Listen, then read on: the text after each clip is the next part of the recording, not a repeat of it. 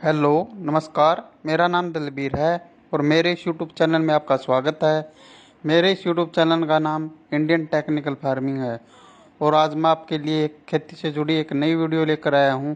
इस वीडियो में आज मैं आपको बताता हूं कि देसी कपास की वैज्ञानिक खेती कब और कैसे करें और कौन कौन सी सावधानी रखें।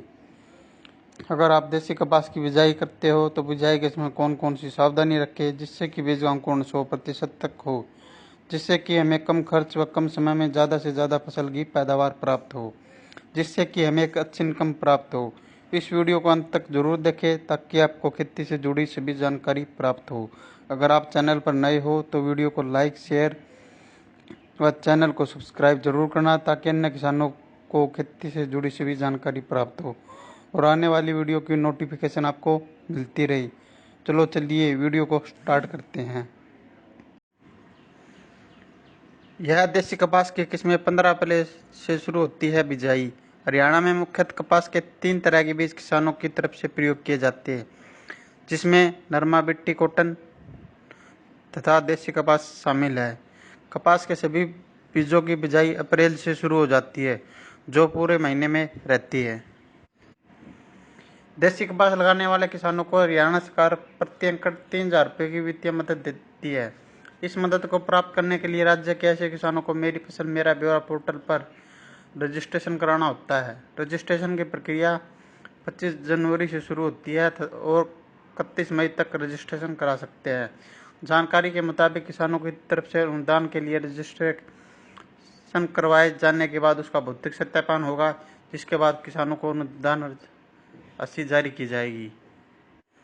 गुलाबी सुंडी बनी है समस्या। कपास हरियाणा में प्रमुख नकदी फसल है, जिससे हरियाणा के किसान थोड़ी नमकीन व कमजोर भूमि में सफलतापूर्वक उगा रहे हैं। धान की तुलना में इसमें लागत कम रहती है, जबकि बाजार में इसका भाव धान से अधिक रहता है।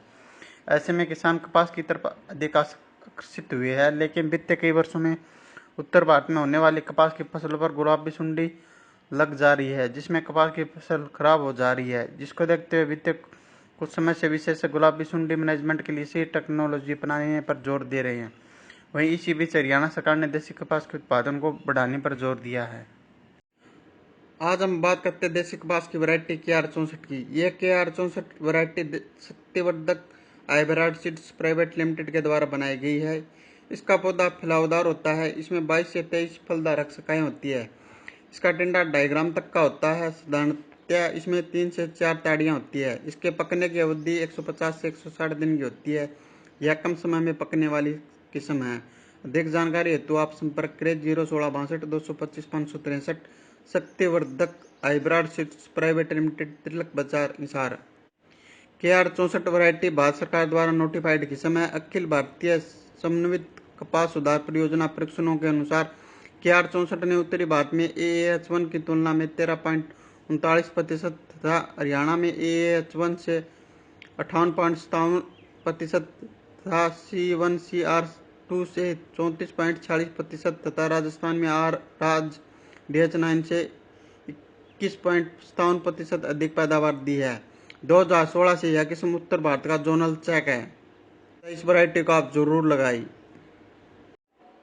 कली व फूल बनने से पहले की अवस्था बोक्की में सुंडियां प्रभावी रहती है, जो बोक्की को खाती रहती है, जिनकी ओर किसान का ध्यान ही नहीं जाता है। उस समय देसी कपास में पौधों पर फूल दिखाई नहीं देती है। ये सुंडियां फूल और फलों को खाती रहती है। बाद में किसान का ध्यान इस ओर जाता है। अतः फसल बचाने हेतु ट्रेसर का पहला स्प्रे जुलाई के प्रथम सप्ताह में अवश्य करें। उस समय किसान यह न देखे कि उसमें कोई कीड़ा है या नहीं है। अक्सर किसान यह भी सोचता कि बरसात आएगी तो ही स्प्रे करूँगा। अंततः किसान भाई बरसात आने या पानी लगाने का इंतजार न करे। ट्रेसर के पहले छिड़काव के बाद 70 मिलीमीटर ट्रेसर या 150 ग्राम टाकुमी प्रति एकड़ का स्प्रे 10 से 15 दिन के अंतराल पर दोहराते रहे।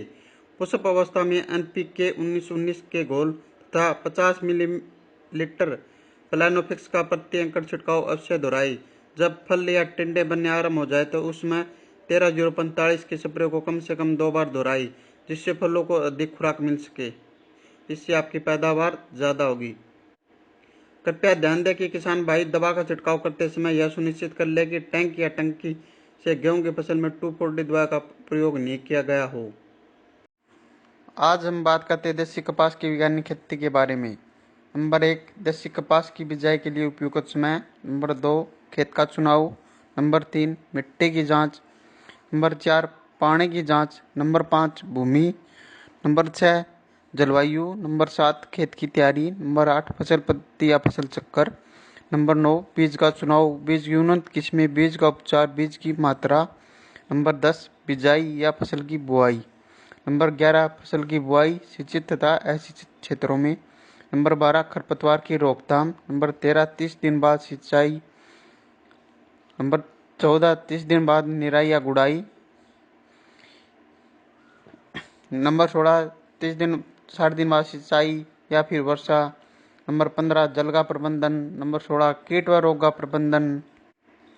नंबर 17, स्प्रे इमिडाक्लोप्रिड, मोनो असाटाप।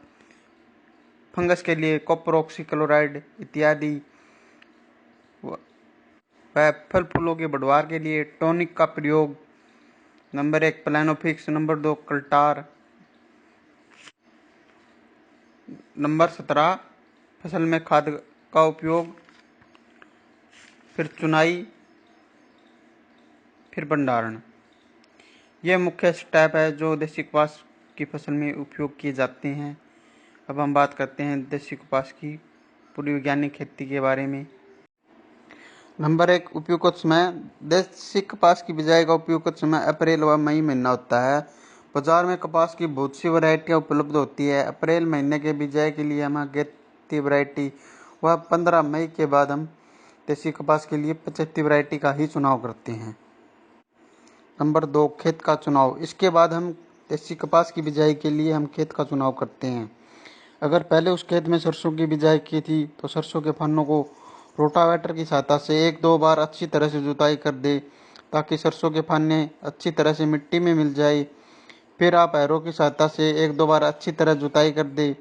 फिर आप लेजर लेवलर की सहायता से खेत को समतल कर दे ताकि खेत की सिंचाई अच्छी तरीके से हो जाए। अब हम बात करते हैं देसी कपास की खेती के लिए मिट्टी की जांच। सबसे पहले अपने खेत की मिट्टी की जांच करवा ले, जिससे हमें यह पता चल जाता है कि मिट्टी में किन किन पोषक तत्वों की कमी है और खेत की मिट्टी किन किन फसलों के लिए उपयुक्त है और इस मिट्टी में कौन कौन सी फसलें उगाई जा सकती है, जैसे गेहूँ, चना, अरहर, सरसों, राया, बरसीन, गन्ना, आलू, मक्का, बाजरा, कपास इत्यादि। मिट्टी की जांच से हमें यह पता चल जाता है कि इसका पीएच मान कितना है।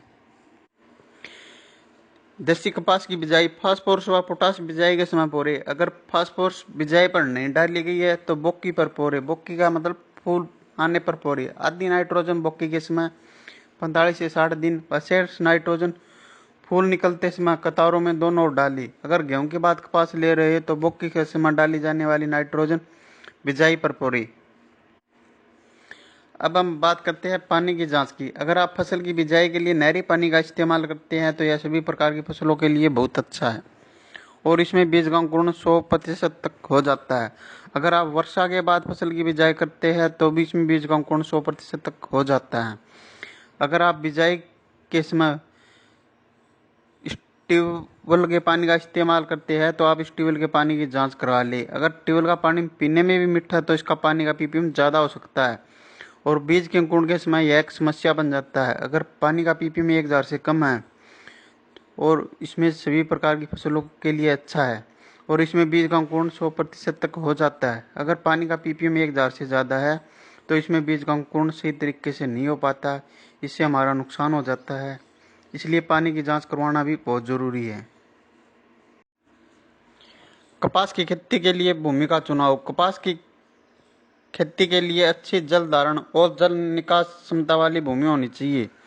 जिन क्षेत्रों में वर्षा कम होती है वहाँ इसकी खेती अधिक जल धारण वाली क्षमता वाली मटियार भूमि में की जाती है। जहाँ सिंचाई की सुविधाएं उपलब्ध हो वहाँ बलुई व बलुई दोमट मिट्टी में इसकी खेती की जा सकती है।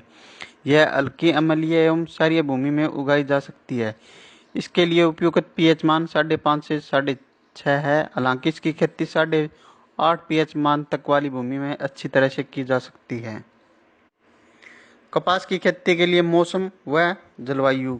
यदि पर्याप्त सिंचाई सुविधा उपलब्ध हो तो कपास की फसल को मई माह में ही लगाया जा सकता सकता है। सिंचाई की पर्याप्त उपलब्धता न होने पर मानसून की उपयुक्त वर्षा होते ही कपास की फसल उगा सकते हैं। कपास की उत्तम फसल के लिए आदर्श जलवायु का होना आवश्यक है। फसल के उगने के लिए कम से कम 16 डिग्री सेंटीग्रेड और अंकुरण के लिए आदर्श तापमान 32 से 34 डिग्री सेंटीग्रेड होना उचित है।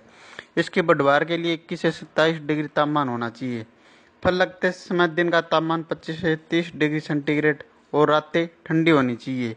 कपास के लिए कम से कम 50 डिग्री सेंटीमीटर वर्षा का होना आवश्यक है।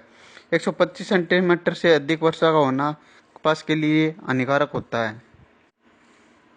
कपास की उन्नत खेती के लिए खेत की तैयारी। उत्तरी भारत में कपास की खेती मुख्यतः सिंचाई आधारित होती है। इन क्षेत्रों में खेत की तैयारी के लिए 1 सिंचाई कर 1 से 2 गहरी जुताई करनी चाहिए। इसके बाद 3 से 4 हल्की जुताई कर पट्टा लगाकर बुआई करनी चाहिए। कपास का खेत तैयार करते समय इस बात का ध्यान रखना चाहिए कि खेत पूर्णतः समतल हो ताकि मिट्टी की जल धारण व जल निकास क्षमता दोनों अच्छी हो। यदि खेतों में खरपतवार की ज्यादा समस्या न हो तो बिना जुताई या न्यूनतम जुताई से भी कपास की खेती की जा सकती है। दक्षिणी व मध्य भारत में कपास वर्षा आधारित काली भूमि में उगाई जाती है। इन क्षेत्रों में खेत तैयार करने के लिए गहरी जुताई मिट्टी पलटने वाले हल से रबी फसल की कटाई के बाद करनी चाहिए, जिसमें खरपतवार नष्ट हो जाते हैं और वर्षा जल का संचय अधिक होता है। इसके बाद 3 से 4 बार हैरो चलाना काफ़ी होता है। बुआई से पहले खेत में पट्टा लगाते हैं ताकि खेत समतल हो जाए, या फिर आप लेजर लेवलर की सहायता से खेत को समतल कर सकते हो। अगर आप गोबर की खाद का इस्तेमाल करते हो तो 8 से 10 ट्रॉली 1 एकड़ के लिए पर्याप्त रहती है। यह खाद मिट्टी में अच्छी तरह मिलाकर जमीन को समतल कर दे। अब हम बात करते हैं फसल पद्धति या फसल चक्कर। फसल चक्कर एक ऐसी प्रणाली है जिसमें फसलों को इस क्रम में बोया जाता है जिससे कि मृदा की उर्वरता शक्ति बनी रहे। एक सफल उत्पादन के लिए उत्तरदायी प्रमुख कारकों में से एक फसल चक्कर एक महत्वपूर्ण स्थान रखता है।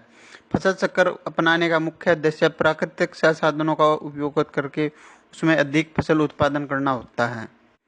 किसी भी खेत में फसल को अदल बदल कर बोना, हेरफेर कर बोना फसल चक्कर कहलाता है। ऐसा करने से मृदा की उर्वरता शक्ति बनी रहती है और पैदावार भी बहुत अच्छी होती है। किसी भी खेत में एक निश्चित समय में उसकी मृदा की उर्वरता शक्ति को बनाए रखने जाने वाली फसलों के क्रम को फसल चक्कर कहते हैं। किस क्षेत्र की भूमि, जलवायु, अन्य वातावरणीय कारकों के आधार पर विभिन्न फसल चक्कर अपनाए जाते हैं। एक अच्छे फसल चक्कर को अपनाकर एक किसान अपनी भूमि में अधिक से अधिक लाभ कमा सकता है। फसल चक्करों की संख्या 3 होती है। 1 वर्षीय फसल चक्कर जैसे मक्का के बाद गेहूं। 2 वर्षीय फसल चक्कर ज्वार, बरसीन, धान, मक्का। इसके अतिरिक्त फसलों के चक्रों के आधार पर फसल चक्र को वर्गीकृत किया गया है।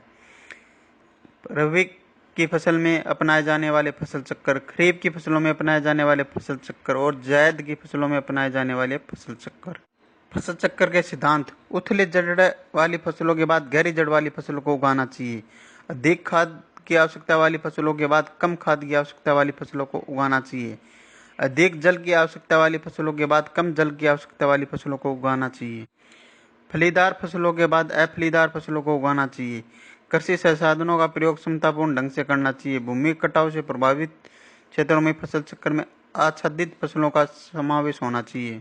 फसल चक्र के लाभ। किसी खेत के प्रति इकाई क्षेत्रफल में से एक निश्चित समय में होने वाले उत्पादन में वृद्धि होती है। विभिन्न फसलों का कार्य करना निश्चित हो जाने से उनके आवश्यक बीज का तथा खरपतवारनाशी आदि का उचित समय के अनुसार प्रयोग किया जा सकता है। फसल चक्र में गहरी कम उथली वाली जड़ों के सम्मिलित होने के कारण भूमि के ऊपर की सतह तथा नीचे की सतह से पोषक तत्वों का फसल चक्र द्वारा उचित व तेजी से अवशोषण होता है। एक फसल चक्र को अपनाने से मृदा संरक्षण में कमी आती है क्योंकि फसल चक्र में आच्छादन फसलों को सम्मिलित किया जाता है। कृषकों को वर्ष भर कार्य करने का अवसर मिलता है। फसल चक्र के लाभ। मृदा की उर्वरता शक्ति में वृद्धि होती है। मृदा के भौतिक, रासायनिक तथा जैविक गुणों में सुधार होता है। सघन फसल चक्रों को अपनाने से भूमि में जीवांश पदार्थ की मात्रा में वृद्धि होती है। उचित फसल चक्र को अपनाने से भूमि में पनपने वाले विभिन्न बीमारियों के प्रभाव में कमी आती है। फसल चक्र अपनाने से कीटों तथा खरपतवारों पर भी नियंत्रण होता है। अब हम बात करते हैं देसी कपास के लिए बीज का चुनाव, बीज की किस्म या वैरायटी या बीज का उपचार, बीज की मात्रा। हमें अपने खेत में फसल की बिजाई करते समय ऐसे बीज का चुनाव करते हैं जो कि अपने क्षेत्र और एरिया के हिसाब से ठीक हो। बीज का चुनाव में मिट्टी, समय व पानी के अनुसार ही करना होता है, क्योंकि दोमट मिट्टी के लिए अलग, रेतीली जमीन के लिए अलग अलग व समय के अनुसार अलग अलग वैरायटी मार्केट में उपलब्ध होती है। बीज की वैरायटी, हम एक ऐसी वैरायटी का चुनाव करते हैं जो हमारे क्षेत्र व जमीन व पानी के हिसाब से ज़्यादा उत्पादन देती हो। हमें एक ऐसी कंपनी के बीज का चुनाव करना होता है जो कंपनी सरकार के द्वारा रजिस्टर्ड हो, जैसे राशि, यूएससी, शक्तिवर्धक। बीज खरीदते समय हमें बीज का पक्का बिल अवश्य लेना चाहिए, जिससे कि बीज के डुप्लीकेट होने के चांस कम होते हैं और एक अच्छा ओरिजिनल बीज हमें एक अच्छा उत्पादन देता है।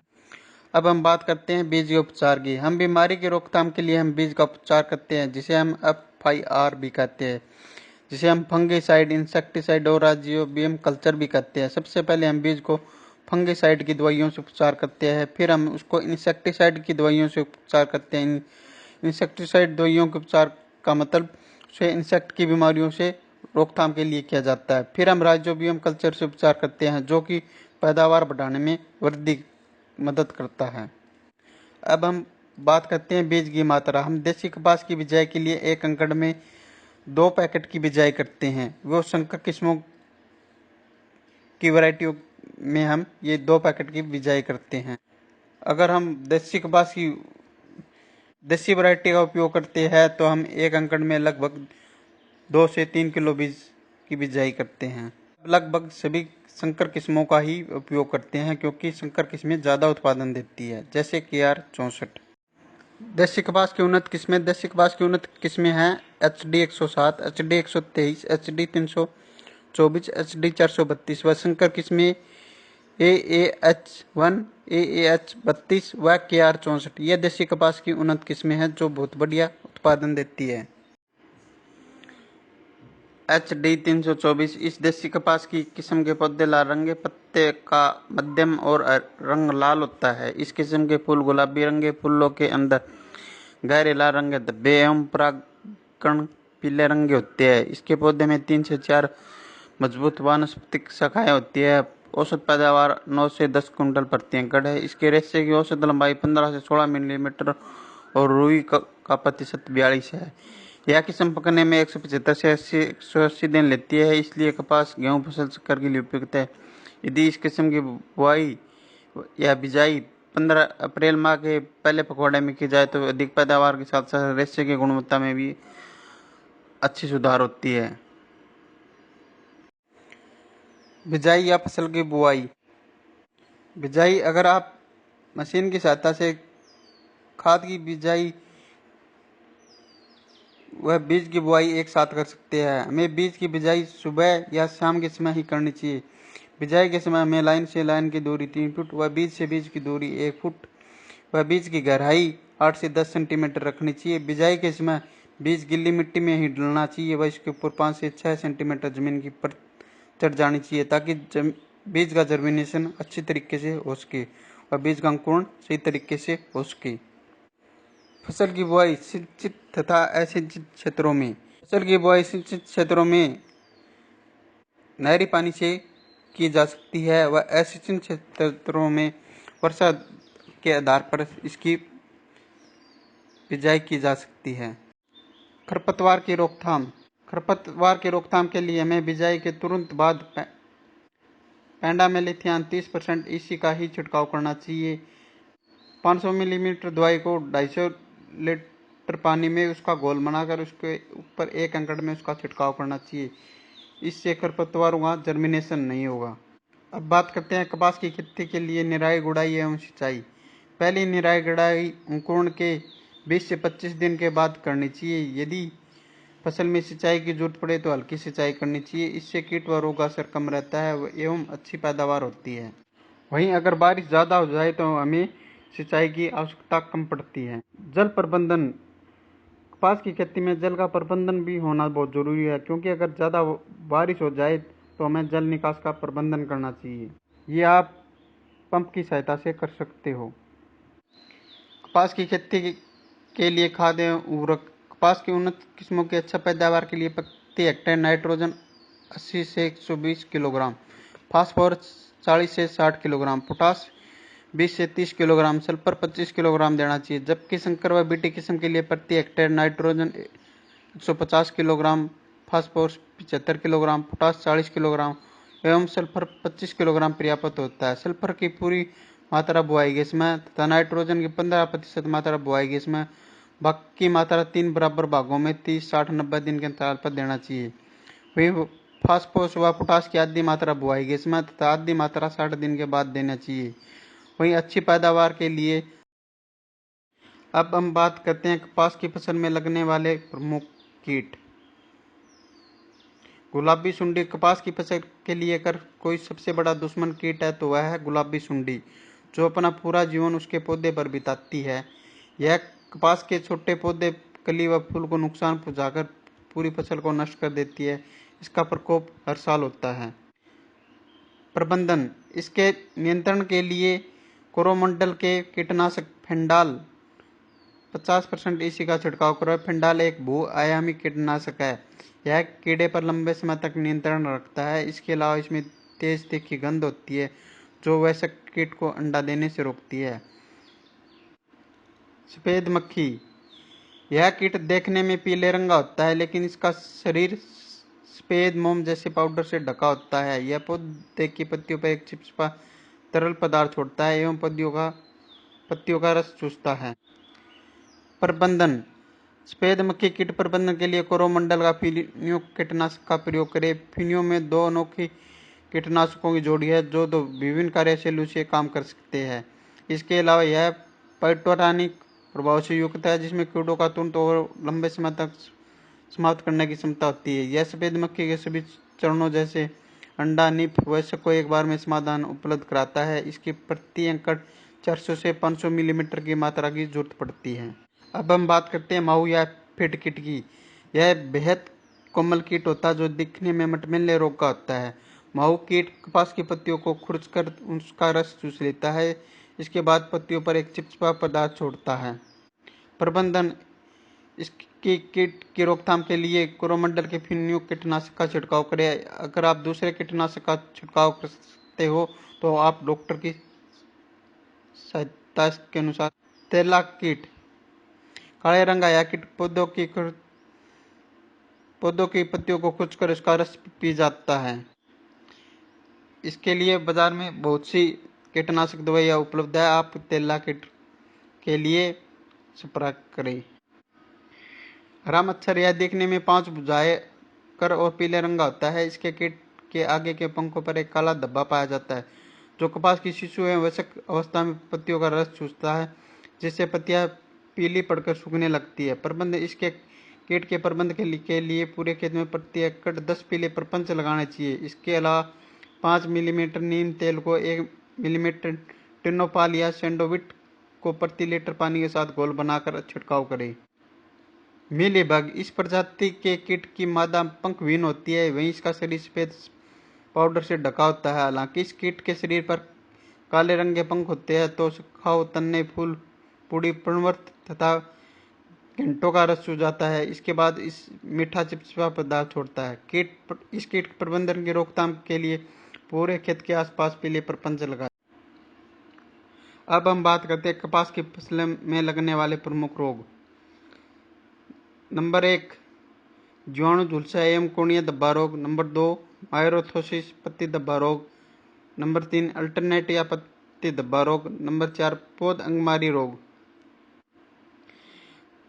जीवाणु झुलसा एवं कोणीय धब्बा रोग: यह रोग पौधे के वायवीय भागों को नुकसान पहुंचाता है, जहां छोटे गोल धब्बे बन जाते हैं जो बाद पीले पड़ जाते हैं। यह कपास की सहपत्तियों और घंटों को भी नुकसान पहुंचाता है। इस रोग के कारण घंटा समय से पहले ही खुल जाता है, जिससे रेशा खराब हो जाता है। इसके रोकथाम के लिए अनुशंसित कीटनाशक का ही प्रयोग करें। नंबर 2 मायरोथिसियम पत्ती धब्बा रोग: इस रोग के कारण पत्तियों पर हल्के और बाद में बड़े भूरे धब्बे बन जाते हैं। इसके बाद पत्तियां टूटकर नीचे गिर जाती है। इससे 25 से 30% उत्पादन में कमी आ जाती है।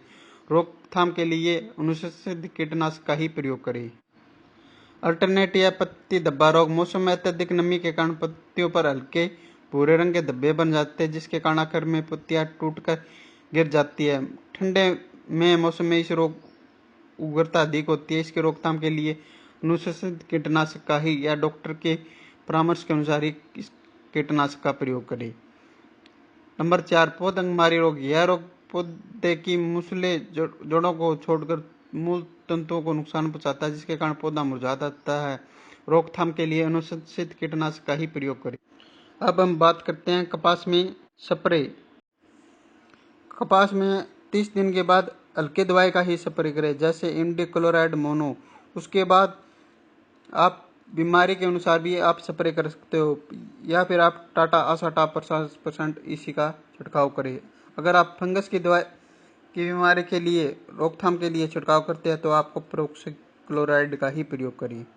अगर आपके खेत में फल फूलों की संख्या को बढ़ाना चाहते हो तो प्लानोफिक्स कल्टार जैसे टॉनिक का प्रयोग करें, जो खेत में फूलों की संख्या में बहुत भारी मात्रा में जबरदस्त वृद्धि करता है, जिससे फूलों की संख्या में वृद्धि होती है, वह फूलों का झड़ना बंद हो जाता है, जिससे उत्पादन में भारी वृद्धि होती है। अब बात करते हैं उत्पादन की। कपास की खेती से उत्पादन। कपास की चुनाई लगभग नवंबर व दिसंबर के पहले सप्ताह तक हो जाती है। इसकी उत्पादन की बात करें तो प्रति हेक्टेयर 20 से 25 क्विंटल पर हेक्टेयर तक उत्पादन हो जाता है। वहीं बीटी किस्मों का लगभग 30 क्विंटल तक उत्पादन होता है। इसकी चुनाई कर ली जाती है और फिर इसका भंडारण कर लिया जाता है। अगर आपको ये वीडियो पसंद आए तो इस वीडियो को ज़्यादा से ज़्यादा लाइक, शेयर, कमेंट करें व इंडियन टेक्निकल चैनल को सब्सक्राइब करें।